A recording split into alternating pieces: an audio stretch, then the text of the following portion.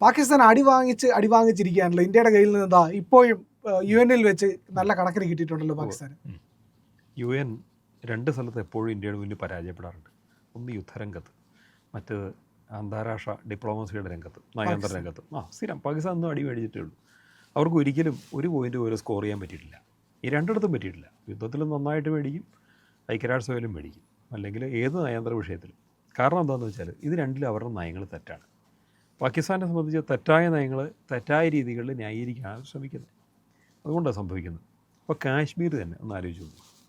കാശ്മീർ എന്ന് പറയുന്നത് ഇന്ത്യയുടെയാണ്. അപ്പോൾ ഇന്ത്യയുടെ അവിഭാജ്യ ഘടകമാണ്.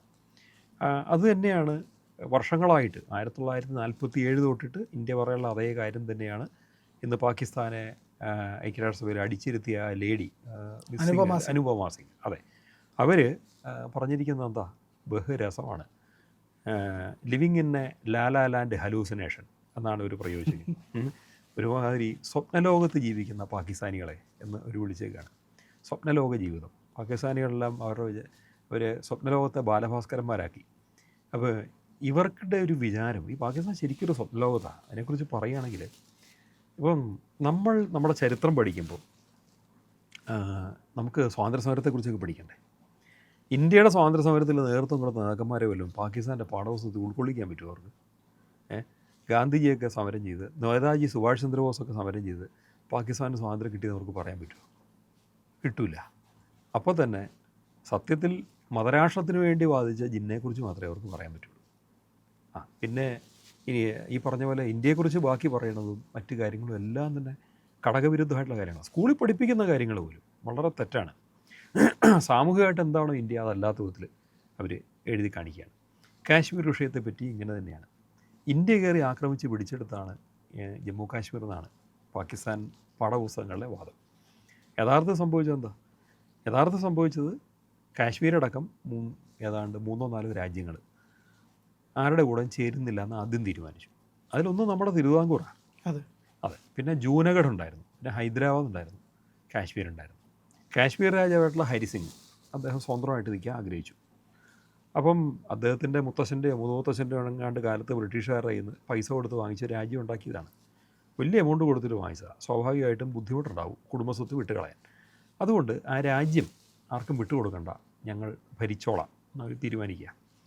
അപ്പോൾ ഈ സമയത്താണ് പാകിസ്ഥാൻ കയറി കാശ്മീരെ ആക്രമിക്കുന്നത്. അങ്ങനെ ആക്രമിച്ചപ്പോഴാണ് ഇത് നടപടിയാവില്ല, തടുക്കാൻ പറ്റില്ല എന്ന് ഹരിസിംഗിന് മനസ്സിലാവുകയും അദ്ദേഹം ഡൽഹിയോട് സഹായം അഭ്യർത്ഥിക്കുകയും ചെയ്തു. നെഹ്റു പറഞ്ഞു,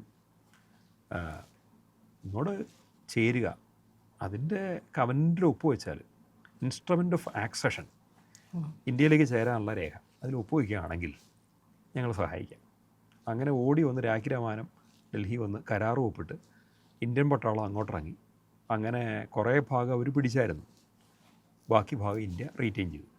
അങ്ങനെ ആക്രമണങ്ങളിൽ തടുത്തു, ജനങ്ങളെ രക്ഷിച്ചു. ആ ചേർന്ന ഭാഗം നേരിട്ട് ഇന്ത്യയുടെ കയ്യിലായി. ബാക്കി പാകിസ്ഥാൻ പിടിച്ച് കൈ വെച്ചേക്കാണ്. ഇന്ത്യ ഒരു പ്രത്യാക്രമണം നടത്തി അവിടുന്ന് അവരെ ഇറക്കി വിട്ടില്ല, പകരം ആ വിഷയം അന്താരാഷ്ട്ര തലത്തിലേക്ക് കൊണ്ടുപോയത്. അതുകൊണ്ട് തന്നെ ഇന്നും ഒരു പാക് അധീന കാശ്മീർ എന്ന പേരിൽ അവിടെ നിൽക്കുന്നു.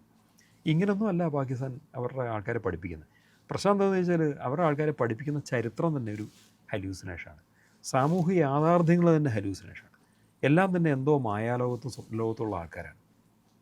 അത് സത്യത്തിൽ അവർക്ക് ഈ ലോകത്തോടൊത്ത് ഈ ലോകത്തിനകത്ത് ജീവിക്കേണ്ട കാര്യങ്ങൾ എന്താണെന്നും വലിയ പിടിയൊന്നുമില്ല. അതിൻ്റെ പ്രശ്നങ്ങൾ അവരനുഭവിക്കുന്നു. എന്നിട്ടോ ഈ 1947 തൊട്ടിട്ട് ഇന്ത്യയിലെ നയതന്ത്രജ്ഞന്മാരുടെ കയ്യിൽ നിന്ന് നല്ല രീതിയിൽ തട്ട് അവർ മേടിക്കുന്നുണ്ട്. അതിലേറ്റവും സുപ്രധാനമായ ഒന്നാണ് പാകിസ്ഥാൻ്റെയും അമേരിക്കയുടെയും പോലും വാദങ്ങളെ നിശിതമായിട്ട് ഖണ്ഡിച്ചുകൊണ്ട് ഐക്യരാഷ്ട്രസഭയിൽ മലയാളിയായിട്ടുള്ള വി കെ കൃഷ്ണമേനോൻ നടത്തിയ മാരത്തോൺ പ്രസംഗം. അദ്ദേഹത്തിന് ഒട്ടും വയ്യാണ്ട് നിൽക്കുമായിരുന്നു, പനി പിടിച്ച് കഷ്ടപ്പെട്ട് നിൽക്കുന്ന സമയത്ത് എന്തോ മരുന്നൊക്കെ കുത്തിവെച്ച് എണീറ്റ് നിന്നാണ് പുള്ളി പ്രസംഗിച്ചത്. 8 മണിക്കൂർ കണ്ട് പ്രസംഗിച്ചു ആ മാരത്തോൺ പ്രസംഗം. അതിൻ്റെ ഏറ്റവും അവസാനം അദ്ദേഹം തലയടിച്ച് ഡെസ്കിലേക്ക് വീഴുകയത്. അത്രയ്ക്കും അദ്ദേഹം നേരെ ഹോസ്പിറ്റലിൽ കൊണ്ടുപോയി. ഇതുപോലൊക്കെ ഇന്ത്യയുടെ നമ്മുടെ നയതന്ത്രജ്ഞന്മാർ കഷ്ടപ്പെട്ടും ത്യാഗം സഹിച്ചും വളരെ കൃത്യമായ പോയിന്റുകളിൽ കൂടി ഇന്ത്യയുടെയാണ് കാശ്മീർ എന്ന് തെളിയിച്ചിട്ടുണ്ട്. അവർ അത്തരം പ്രസംഗങ്ങൾ, അത്തരം നയങ്ങൾ, ഇന്ത്യയുടെ സ്റ്റാൻഡ്, നിലപാട്, ഇതൊക്കെയാണ് ഐക്യരാഷ്ട്രസഭയെ പോലും നമുക്ക് ഒരു കേടുമില്ലാണ്ട് മുന്നോട്ടുകൊണ്ടുപോകാൻ സഹായിച്ചേക്കുന്നത്. ലോകരാജ്യങ്ങൾക്ക് മുഴുവൻ നിശ്ചയമുണ്ട് കാശ്മീർ ഇന്ത്യയുടെയാണെന്ന്. രാഷ്ട്രീയമായിട്ടുള്ള പ്രശ്നങ്ങളുണ്ടാണെങ്കിൽ പോലും ഈ കാശ്മീർ ഇന്ത്യയുടെയാണെന്ന് ഇറാൻ പോലുള്ള രാജ്യങ്ങൾക്ക് അംഗീകരിക്കേണ്ടി വന്നിട്ടുണ്ട്. നമുക്കനുകൂലമായിട്ട് ഐക്യരാഷ്ട്രസഭയിൽ അവർക്ക് വോട്ട് ചെയ്യേണ്ടി വന്നിട്ടുണ്ട്. അന്നേരവും പൂർണ്ണമായിട്ടും ഒരു പോയിൻ്റ് ഇല്ലാണ്ട് അവർക്ക് വോട്ട് ചെയ്യാൻ പറ്റില്ലല്ലോ. അത് യഥാർത്ഥത്തിൽ നമ്മുടെ തന്നെയാണ്. അപ്പം കാശ്മീർ എന്ന് പറയുന്നത് എക്കാലത്തും ഇന്ത്യയുടെയാണ്. പക്ഷേ പാകിസ്ഥാൻ അത് അംഗീകരിക്കാൻ ഭയങ്കര മടിയാണ്, ബുദ്ധിമുട്ടാണ്. ഇപ്പോൾ കാശ്മീരിലെ കാര്യം പറഞ്ഞും കാശ്മീരിലെ ബജറ്റിനൊക്കെ കുറിച്ചൊക്കെ പറഞ്ഞുകൊണ്ട് അവർ ഓരോരോ വാദങ്ങൾ ഉന്നയിക്കുകയാണ്. കാശ്മീരിനെ നമ്മൾ എത്ര ഭംഗിയായിട്ട് പരിപാലിക്കുന്നു, കാത്തു സൂക്ഷിക്കുന്നു. അവിടുത്തേർക്ക് തൊഴിൽ കിട്ടാൻ, അവിടുത്തേർക്ക് സിവിൽ സർവീസ് വരാൻ, അവിടുത്തേർക്ക് മെഡിക്കൽ എൻട്രൻസ് വരാൻ, എന്തൊക്കെ കാര്യങ്ങൾക്ക് ഇവിടെ ചെയ്യുന്നുണ്ട്. കാശ്മീരികൾ ഇന്ത്യക്കാരല്ല എന്ന് ഇന്ത്യ ഒരിക്കലും പറയില്ല. അവർ കാശ്മീർ ഇന്ത്യയുടെ ഭാഗമാണ്, കാശ്മീരികളും ഇന്ത്യക്കാരാണ്. അവിടെ ഒരു ഈക്വലായിട്ട് തന്നെയാണ് നമ്മൾ കാണുന്നത്. 370 വകുപ്പ് എന്നുള്ള പ്രത്യേക സ്ഥാനം എടുത്തു കളഞ്ഞപ്പം മുഴുവൻ കാശ്മീരികളും മറ്റുള്ള ഇന്ത്യക്കാർക്കും തുല്യരാവുക ചെയ്തത്, വിഭിന്നരായിട്ട് നിൽക്കുകയല്ല ചെയ്തത്. അത് പാകിസ്ഥാൻ്റെ വലിയ അടിയായി. സെപ്പറേറ്റ് നിർത്തിയിരുന്നെങ്കിൽ ഒരു ആർട്ടിക്കിൾ ഓഫ് സെപ്പറേറ്റിസം തന്നെയായിരുന്നു 370 വകുപ്പ് എന്ന് പറയുന്നത്. പ്രത്യേകമായ ചില പദവി അവകാശം കൊടുക്കുമ്പോൾ അവർക്ക് തന്നെ തോന്നും ഞങ്ങൾ മറ്റൊരു രാജ്യക്കാരാണ്, ഇന്ത്യയുടെ ഒപ്പം നിൽക്കാൻ വേണ്ടി ഞങ്ങൾ ഇങ്ങനെ ചെയ്യുന്നതാണ്. ഒന്നുമല്ല, നിങ്ങൾ ഇന്ത്യക്കാർ തന്നെയാണ്. കാരണം ബ്രിട്ടീഷുകാർ ഇന്ത്യ വിട്ടു പോകുമ്പോഴത്തെ കരാറനുസരിച്ച് ഒരു രാജാവിന് അദ്ദേഹത്തിൻ്റെ രാജ്യത്തെ ഇന്ത്യയിലേക്ക് ചേർക്കണമെന്ന് തോന്നിയാൽ ആ നാട് ഇന്ത്യയുടെയാണ്, ആ നാട്ടുകാർ ഇന്ത്യക്കാരാണ്. വളരെ സിമ്പിളാണ്. ഇന്ത്യക്കാരല്ല എന്ന് തോന്നുന്നവർക്ക് അവർക്ക് വേണ്ടി രൂപീകരിച്ച രാജ്യത്തേക്ക് പോകാൻ അന്ന് എല്ലാവരും അനുമതി കൊടുത്തിരുന്നു. പോകേണ്ടവർ കുറേ പേര് പോവുകയും ചെയ്തു. ഇന്ത്യയെ വേണ്ടുന്നവർ ഇന്ത്യ നിന്നു. ഇവരുടെ കാര്യത്തിലും അങ്ങനെ തന്നെയാണ്.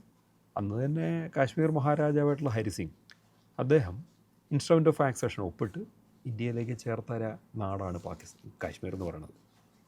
അത് പാകിസ്ഥാന് ബോധ്യപ്പെട്ടിട്ടില്ല. എന്നാൽ പാകിസ്ഥാൻ സ്വന്തമായിട്ടുള്ള കുതന്ത്രങ്ങളിൽ കൂടെ പിടിച്ചെടുക്കാനാണ് നോക്കിയത്. ബലൂചിസ്ഥാൻ പോലും അവരുടെ കയ്യിരിക്കുന്ന അങ്ങനെയാണ്. നാളെ ബലൂചിസ്ഥാൻ സ്വാതന്ത്ര്യം പ്രഖ്യാപിക്കുകയാണെങ്കിൽ അത് ന്യായമാണ്. കാരണം അന്യായത്തിൽ കൂടി പിടിച്ചു വെച്ചേക്കാണ് ബലൂചിസ്ഥാനെ. ഈ ബലൂചിസ്ഥാൻ വിഷയം ഇന്ത്യ ഇതുപോലെ ഐക്യരാഷ്ട്രസഭയിലോ മറ്റ് രംഗങ്ങളിലോ ചെന്ന് അവതരിപ്പിക്കുന്നില്ല. അങ്ങനെ അവതരിപ്പിച്ചാൽ ഇന്ന് കാശ്മീർ അവതരിപ്പിക്കുന്നതിന് പകരം പാകിസ്ഥാൻ്റെ പ്രഹരമായിരിക്കും ബലൂചി വിഷയം എന്ന് പറയുന്നത്. അതിനെ പിന്തുണയ്ക്കാനും പലരും ഉണ്ടാവും. ഇപ്പോൾ കാശ്മീർ എന്ന് പറഞ്ഞിട്ട് നമ്മളെ അറ്റാക്ക് ചെയ്യണവന്മാർക്ക് അന്നേരം പ്രതിരോധിച്ച് ബുദ്ധിമുട്ടേണ്ടി വരും. ഇങ്ങനെയുള്ള പലതും മുന്നിൽ കിടപ്പുണ്ട്. പാകിസ്ഥാൻ കുറച്ചുകൂടെയൊക്കെ കാര്യങ്ങൾ പഠിക്കാനുണ്ട്, കാര്യങ്ങൾ അറിയാനുണ്ട്, കാര്യങ്ങൾ മനസ്സിലാക്കാനുണ്ട്. ബാലബുദ്ധിയിലാണ് ഇപ്പോഴും പാകിസ്ഥാൻ നിൽക്കുന്നത്. അവർക്ക് ഹല്യൂസിനേഷൻ, അഥവാ സ്വപ്നലോകത്താണ് ജീവിക്കുന്നത്. എന്നെങ്കിലും ഒരിക്കൽ ഇന്ത്യയെ മുഴുവൻ കീഴടക്കാം എന്നുള്ള സ്വപ്നത്തിൽ കൂടെ കുറേ പിള്ളേരെയൊക്കെ വളർത്തിയെടുത്ത് തോക്കും കൊടുത്ത് തീവ്രവാദത്തിലേക്ക് ഇറക്കി വിടുന്ന ആൾക്കാരാണ് ഈ പാകിസ്ഥാൻകാർ. അങ്ങനത്തെ സ്വപ്നം ഉണ്ടെങ്കിൽ മാത്രമേ അവർക്ക് ഈ തീവ്രവാദവും അവരുടെ മിലിറ്ററിയുടെ ഭരണത്തിലുള്ള അവിഹിതമായ മാർഗങ്ങൾക്കുള്ള നിയന്ത്രണങ്ങൾ നിലനിർത്തിക്കൊണ്ടു പോകാനും ISI ആൻഡ് രാഷ്ട്രീയക്കാർ ദെൻ പട്ടാള മേധാവിത്വം ഇത് മൂന്നും കൂടെ ചേരുന്ന ഒരു അച്ചുതണ്ട് കൊണ്ട് അവിടുത്തെ പാവപ്പെട്ട ജനങ്ങളെ വഞ്ചിച്ച് ആ പാകിസ്ഥാൻ്റെ ഭരണം നിയന്ത്രിച്ച് അവരുടെ സ്വത്ത് മുഴുവൻ അടിച്ചു മാറ്റാൻ പറ്റുള്ളൂ. പാകിസ്ഥാൻ അതിൻ്റെ സാമ്പത്തിക സ്ഥിതി എന്താണെന്ന് നമ്മളെല്ലാവരും മനസ്സിലാക്കേണ്ടത്. ഇന്ത്യ സാമ്പത്തികമായിട്ട് മുന്നേറി ലോകത്തെ 4ാമത്തെ സാമ്പത്തിക ശക്തിയായിട്ട് നിൽക്കുമ്പോൾ നമ്മുടെ ഒപ്പം ജനിച്ച, അതായത് നമ്മളൊക്കെ അരമണിക്കൂർ മുമ്പ് ജനിച്ചതെന്ന് വേണം പറയാൻ. കാരണം അർദ്ധരാത്രിയിലാണല്ലോ സ്വാതന്ത്ര്യം. ആഗസ്റ്റ് 15 ഇന്ത്യയുടെ സ്വാതന്ത്ര്യം എടുത്തപ്പോൾ അവർ 14 എടുത്തു. ഞങ്ങൾ കുറച്ച് മുമ്പാണ് ജനിച്ചത്. അപ്പോൾ അങ്ങനെ പറഞ്ഞ ടീം അവർ നമ്മുടെ മുന്നിൽ കയറിയോ? ഇല്ലല്ലോ. അവർക്ക് സാമ്പത്തികമായിട്ട് രംഗത്ത് എന്തെങ്കിലും ആവാൻ പറ്റുമോ? അവർ അമേരിക്കയുടെ പ്രോക്സി രാജ്യമായിട്ട് നിൽക്കുന്നു, ആരുടെയൊക്കെയോ കളിപ്പാവയാകുന്നു. ഇപ്പം ഇസ്ലാമിക് നാറ്റോ എന്ന് പറഞ്ഞിട്ട് സൗദി അറേബ്യയുടെ ഗുണ്ടാപ്പണി ചെയ്യാൻ പോകുന്നു. അവർ നാശത്തിൽ നിന്ന് നാശത്തിലേക്കാണ് വീണുകൊണ്ടിരിക്കുന്നത്. ഇതെന്തുകൊണ്ട് സംഭവിച്ചു? പ്രധാനമായിട്ടും ISIയും മിലിറ്ററി ജനറൽമാരും രാഷ്ട്രീയക്കാരും ചേരുന്ന ഒരു നെക്സസ്, ഒരു കറുത്ത അച്ചുതണ്ട് പാകിസ്ഥാനിൽ നടത്തുന്ന ഏറ്റവും വലിയ അഴിമതികൾ കാരണമാണ്. അവരെപ്പോഴും ഇന്ത്യയെ ഒരു ഭീകര പിശാചായിട്ട് ചിത്രീകരിക്കും ജനങ്ങളുടെ മുന്നിൽ. പാർലമെൻറ്റ് ചർച്ചകളിലും എല്ലാം തന്നെ ഇന്ത്യ വലിയ പ്രോബ്ലമാണ്. അതുകൊണ്ട് ഇന്ത്യയെ നേരിടാൻ എപ്പോഴും നമുക്ക് ആയുധങ്ങൾ വേണം എന്നും പറഞ്ഞിട്ട് ആയുധങ്ങൾ മേടിക്കാൻ വലിയ ബഡ്ജറ്റ് ഉണ്ടാക്കി വയ്ക്കും. എന്നിട്ട് ചൈനയിൽ നിന്നൊക്കെ ലോ ക്ലാസ് ആയുധങ്ങൾ വലിയ പ്രൈസ് കോട്ട് ചെയ്തിട്ട് മേടിക്കും. എന്നിട്ട് ഈ നേതൃത്വം വീതം വെച്ചെടുക്കും. ഇത്തരം അഴിമതികളാണ്. പാകിസ്ഥാനിലൊരു പട്ടാള മേധാവിയാവുക എന്ന് പറഞ്ഞാൽ അത്തരൊരു വ്യക്തി പാകിസ്ഥാനിലെ ഉന്നത രാഷ്ട്രീയക്കാരുടെ മരുമോനായിരിക്കുകയോ അല്ലെങ്കിൽ വൻ വ്യവസായികളുടെ മരുമോനാവുകയും ചെയ്യും. പട്ടാള നേതൃത്വത്തിൽ വന്നാൽ പിന്നെ അങ്ങനെയാണ്. ഇത് കൂടാതെ പാകിസ്ഥാനിലെ വലിയ വ്യവസായങ്ങൾ പട്ടാളക്കാരുടെ ആയിരിക്കും, പട്ടാള ജനറൽമാരുടെ ആയിരിക്കും. അവിടെ പഞ്ചസാര ഫാക്ടറി ഉൾപ്പെടെയുള്ള സംഭവങ്ങൾ അവരുടെയാണ്. അവർക്ക് ഇന്ത്യയെ ഒരു പിശാചായിട്ട് കാണിക്കണം, അങ്ങനെ പിക്ചറൈസ് ചെയ്ത് കാണിക്കാൻ മാത്രമേ ഉള്ളൂ. ഇന്ത്യയായിട്ട് ഒറിജിനൽ യുദ്ധം അവർക്ക് താല്പര്യമില്ല. അതിന് 2 കാരണമുണ്ട്. ഒന്ന്, ഇന്ത്യയായിട്ടൊരു ഒറിജിനൽ യുദ്ധം വന്നാൽ പിന്നെ പാകിസ്ഥാൻ ഉണ്ടാവില്ല, പിന്നെ ഇവനെ അഴിമതി കാണിച്ച് ജീവിക്കാൻ പറ്റില്ല. മറ്റൊന്ന് പഞ്ചസാര ഉൾപ്പെടെയുള്ള സാധനങ്ങൾ ഇന്ത്യയിലേക്ക് കയറ്റുമതി ചെയ്യാനുള്ള ഓപ്ഷൻ അവരെപ്പോഴും നോക്കാറുണ്ട്. ഒന്നുകിൽ നേരിട്ട്, ഇല്ല വേറെ രാജ്യം വഴി. അപ്പോൾ എക്സ്പോർട്ട് പലതും ആവശ്യമാണ്. അപ്പം ലോകത്ത് പാകിസ്ഥാനിൽ നിന്നുള്ളത് ഇന്ത്യക്കടക്കം പല രാജ്യങ്ങളിലേക്കും ദുബായിലെ ഒരു സ്പെഷ്യൽ എക്കണോമിക് സോണുണ്ട്, അവിടെ വഴിയൊക്കെ അയക്കാൻ പറ്റും. ഇങ്ങനെയൊക്കെ അയച്ച് പൈസ ഉണ്ടാക്കുക. അതിന് വേണ്ടിയിട്ട് ചുറ്റുമുള്ള രാജ്യങ്ങൾ അവിടെ തന്നെ നിൽക്കണം. അവനും ഇല്ലാണ്ടാവരുത്, നമ്മളും ഇല്ലാണ്ടാവരുത്. പക്ഷേ ജനങ്ങളെ പറ്റിക്കണം, ജനങ്ങളെ ഒരു സ്വപ്ന ലോകത്തിലേക്ക് വിടണം. പാകിസ്ഥാൻ ഒരു മഹത്തായ രാജ്യമാണ് എന്നവരെ എപ്പോഴും ഉത്ബോധിപ്പിച്ചുകൊണ്ടിരിക്കണം. ഇന്ത്യ വലിയൊരു പ്രശ്നമാണ് എന്നെപ്പോഴും പറഞ്ഞുകൊണ്ടിരിക്കണം. ഇതിന് രണ്ടിനും ഇടയ്ക്കുള്ള ഒരു ലോകത്തിട്ട് കൺഫ്യൂസ് ചെയ്യിച്ച് അവർക്കില്ലാത്ത കപടമായൊരു ദേശീയബോധം അവരിൽ സൃഷ്ടിച്ച്, ഒരു മതബോധം സൃഷ്ടിച്ച്, ഇതെല്ലാം കൂടെ ചേർത്തൊരു പ്രത്യേക അവിയലുണ്ടാക്കി നാട്ടുകാരെ തീറ്റിച്ച്, അത് സത്യം ഇതൊക്കെയാണ് സംഭവിക്കുന്നത്. കാപട്യങ്ങളുടെ കൂടാരം.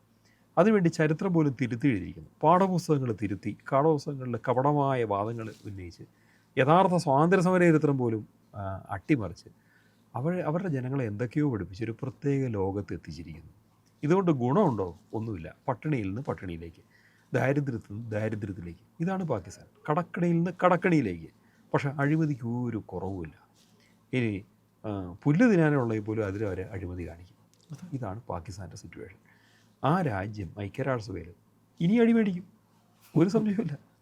അത് ഒരു തുടർ പരിപാടിയാണ്, അതൊരു സീരിയലാണ്. അതുകൊണ്ട് അനുഭവ് സിംഗിനെ പോലുള്ളവർക്ക് കുറച്ച് പോയിൻ്റുമായിട്ട് റെഡി ആയിട്ടിരുന്നാൽ മതി.